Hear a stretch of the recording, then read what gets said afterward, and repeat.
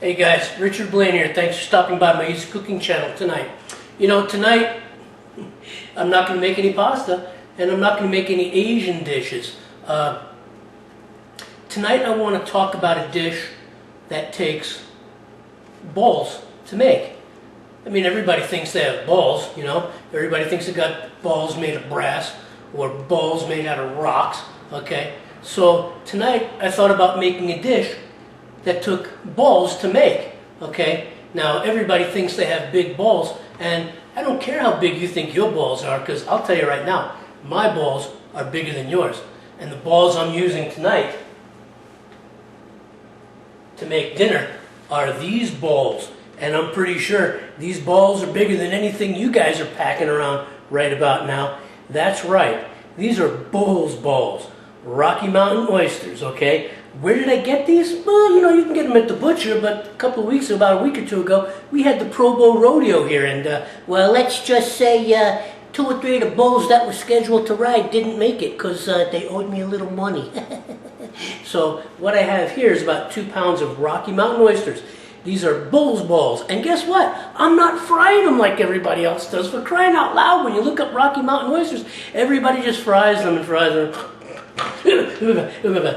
Anyway, I'm not frying these balls, okay? Tonight, I'm going to make something called Praire Pate, or bull butter, or Rocky Mountain oyster pate. That's right, I am going to make pate out of bull's balls. And I'm going to show you how to hold your balls. I'm going to show you how to peel your balls. I'm going to show you how to cook your balls, and even how to blanch your balls in case you ain't never done any work with your balls. So as usual at YouTube 15 minutes, let's have a bowl and I'll see you on the other side. Okay folks, here it is. This is 1 bull's testicle. It is about 1.5 pounds of meat. Can you imagine having 2 of these swinging between your legs? For crying out loud. If I had 2 of these swinging between my legs, I wouldn't be able to walk. Shit, I wouldn't be able to breathe. But this is what a bull's testicle looks like. You got veins, you got skin, okay? Right here is the attachment to where, it swings. This piece right here, you could basically cut right off if you have a nice sharp knife, and I hope you do because you need one for this, okay? You'll find some excess skin, okay? But that's okay. There's a particular technique to skinning this oyster. Now this oyster, and there's blood, so if you're not used to blood, you might want to stay away from this. But there's a particular way of doing this. This piece of meat, this testicle, is not fully thawed. You want it somewhat solid. It makes it easier to get the skin off. The skin is like leather. But you are going to need a sharp knife. There are going to be veins. There are going to be veins. There is going to be blood. So what you basically end up doing without too much pressure is you start from one end and you rock your blade. Okay? Almost like you would for skinning the animal. And chances are you will see some blood.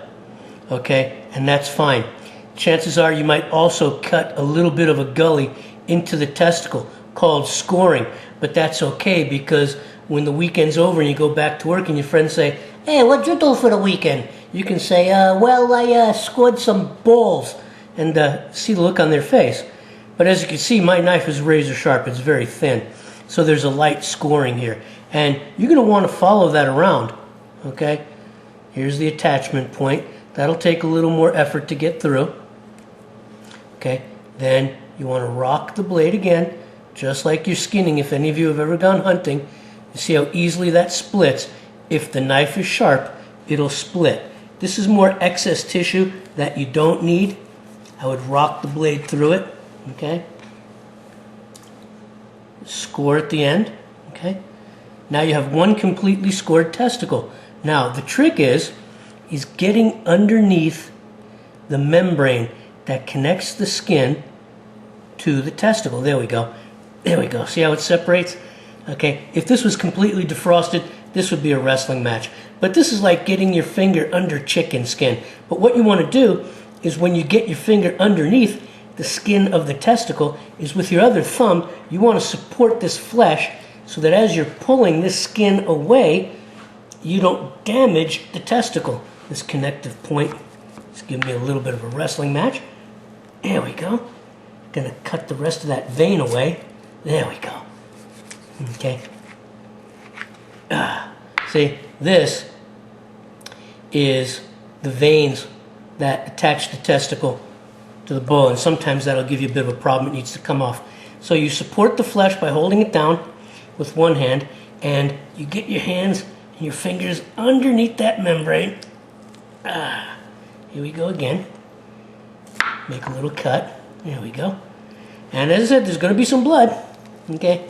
So if you don't like working with bloody balls,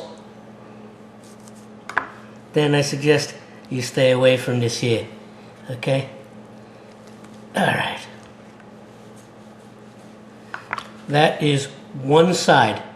Okay?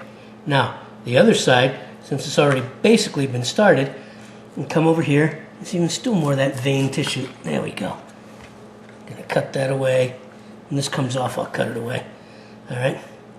You want to get your finger, here we go, underneath that skin. There we go. Support here so you can peel the skin off. Oh, here we go. There we go. And there you have it. Okay, one freshly skinned Rocky Mountain oyster. This is now about 1 pound of meat. And that's all we're going to work with, because this 1 pound of meat, along with the other ingredients, will produce 3 to 5 cups of pate. This blood has to be rinsed off. And so I am going to rinse that off right now. And then we're going to move on to the other step of brining this in salt water for about 2 hours to get the excess blood and impurities out of this ball. So I hope you enjoyed watching me skin this ball. And let's have a ball making some pate. Testicle pate. I'll be right back. Okay, guys, there's the ball. There's the one bull's ball. I weighed it. It's exactly a pound, actually. And right now it's sitting in just a little bit over a half a gallon of water with about a tablespoon of salt. And that salt is going to help pull out any impurities in the testicle itself. Okay, now I'm going to have to let it sit in there for a minimum of 2 hours, and I'm also going to add about a tablespoon of white vinegar, or maybe even some lemon juice for a little acid to assist in the purification. You can use these. So there's the oyster right there. That's some of the impurities coming out. Actually, the salt water brining for 2 hours got most of the impurities and blood out. So I'm only going to blanch this here for about 2 or 3 minutes so it doesn't get too rubbery. But there it is, one perfect Rocky Mountain oyster. I'm going to let this blanch for about 2 more minutes, and then we're going to cut it thin. We're going to fry it in a pan, and then we're going to grind it up into a lovely testicle pate. I'll tell you what, this recipe just drives me nuts. How's about you? But making it... Okay, guys, so here we got one big bowl, okay? One perfectly shaped bull testicle, okay? It's still kind of soft. If you blanch it too long, it's going to get kind of rubbery, and that's not the consistency we want when making this pate. So you take a nice sharp knife and you make some thin slices, okay? 1/4 of an inch or even thinner, okay? Because remember, you are cutting ball, see? Nice slice, all right? Doesn't that look yummy? Cut ball, all right? Now, the trick is that the thinner the cut, the quicker they'll cook in the oil. But I find for what we need here, 1/4 of an inch is just about right, okay? And here we go. There we go. Get the knife underneath it. See? There we go. And we'll end up frying it in peanut oil in 1 or 2 batches. It depends on the size of the skillet. I'm using a 12-inch skillet, so I'll probably get to do the whole thing in one shot. There we go. Look at that. Look at that. This is such a ball to make. All right. You know, regular chicken liver pate is fun, and beef liver pate is fun, but sometimes you got to be a little more unique and go out and get some balls, okay? And that's what cooking is all about, is balls. This is the last cut. This one's going to be a little thicker than a quarter, but that's okay. And they're going to cook in peanut oil. You could dust them with flour. I'm not going to. And they'll take about 2 or 3 minutes per side.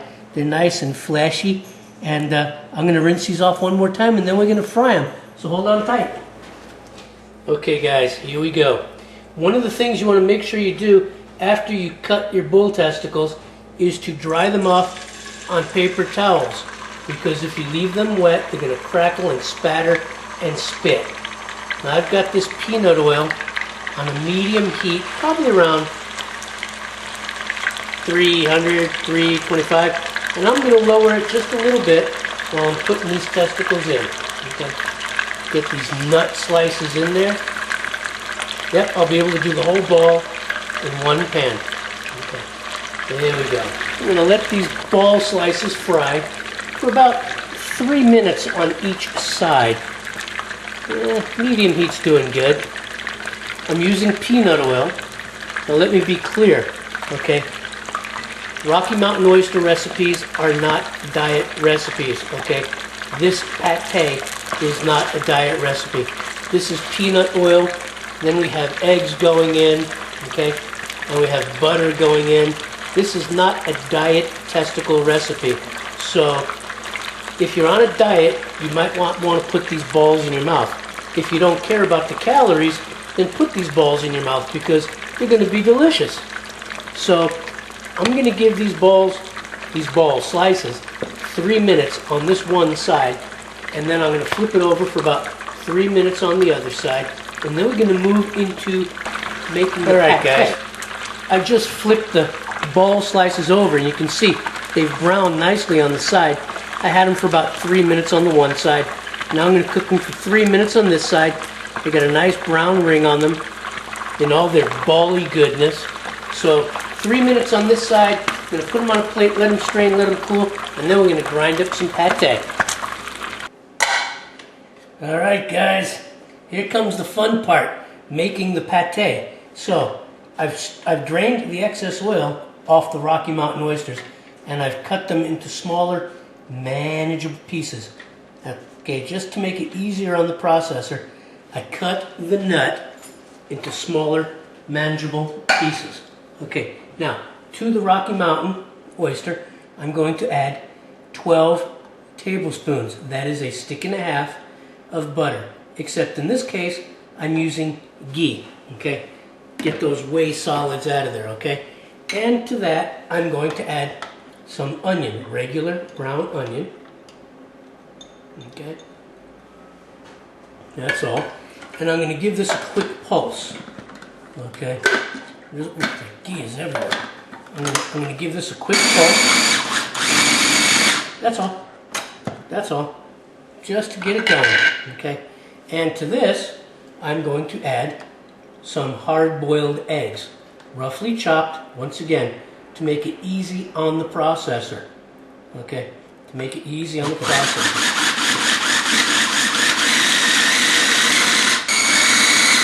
Okay, that's all for that step. Okay, now we are going to add some toasted walnuts that I toasted this morning. You could use plain walnuts, but then again, the flavor would be rather plain. And we're going to add some chicken stock to get everything to move.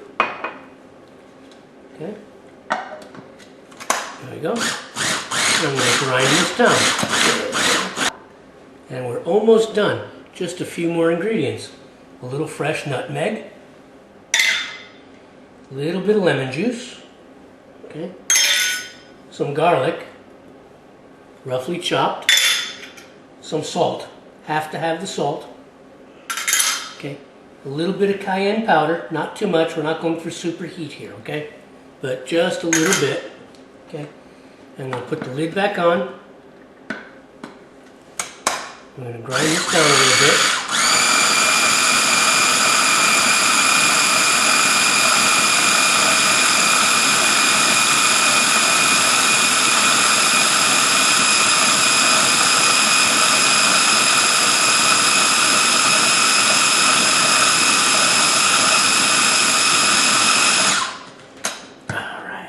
Almost done. I know it doesn't have the same kind of brown color as chicken liver pate, but that's okay. We're going to give it a little bit of a kick with about 2 tablespoons of Dijon mustard right there. I like the coarse ground stuff. And about 2 to 3 tablespoons. You can use bourbon or you can use brandy. I'm using bourbon. I'm going to use about 3 tablespoons. Okay. Give it a little bit of a kick. And I am going to pulse this down, and then I'm going to let it grind down into a smooth consistency. Okay guys, there you have it. 2 tureen dishes of Bull's Balls Rocky Mountain Oyster Pate. Bull butter, calf butter, prairie butter, swing paste, swing butter, okay? There's so many things you can call it, okay? But basically what it is Rocky Mountain Oyster Pate. Bull's Balls Pate with lots of delicious spices, okay? Now what I have to do is I have to put this in my refrigerator for about 4 or 5 hours for it to get solid, because remember, there's a lot of ghee in there. And then when I'm ready to serve it, I'll take it out and serve it at room temperature. My little mini processor is good for about, I think it's a 6-cup processor, and right here, these both right here are about 3 cups each. Okay, so here it is. I hope you have the balls to make this recipe. I hope you can find the balls to make this recipe, either at your local supermarket or butcher. It just takes balls to make and balls to eat, but it certainly is delicious, and the flavor will drive you nuts. I want to thank you for stopping by. I'll see you on the next video. Take care. Hey guys, Richard Blaine here. Thanks for stopping by my Easy Cooking channel tonight. I just thought I'd mix it up, okay, and make something a little bit different, because you know my specialties are Asian and Italian, and I just thought I would take some balls in the hand and make something a little bit different. Something that would drive you a little bit nuts. Something that takes a little balls to make. So I hope you enjoyed this recipe. I hope you make this recipe. I want to thank you for stopping by, and I'll see you on my next video. Take care.